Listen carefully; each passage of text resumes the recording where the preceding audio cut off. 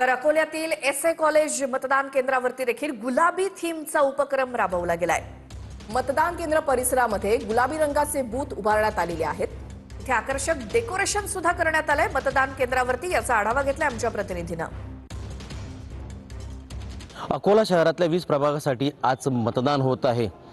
80 नगरसेवकांसाठी आज सकाळी ज्या मतदानाला सुरुवात होणार आहे। आपण अकोला शहरातल्या ज्या एस ए कॉलेजच्या या मतदान केंद्रावर पाहू शकता की या ठिकाणी मतदारांना या ठिकाणी आल्यानंतर त्यांना आनंद आणि उत्साह वाटाव्यासाठी या ठिकाणी जय्यत तयारी करण्यात आलेली आहे। वोट फॉर बेटर इंडिया आणि अशी मोठी रांगोळी काढलेली आहे। त्यासोबतच या ठिकाणी गुलाबी थीम वापरण्यात आलेली आहे।